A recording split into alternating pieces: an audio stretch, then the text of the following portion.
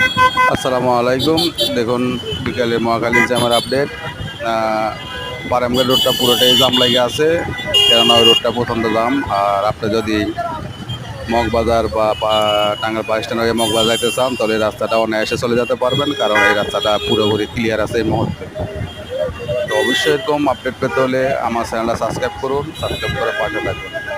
এ হলো আজকে সন্ধ্যার বা বিকেলের আপডেট। সবাইকে ভালো থাকবেন।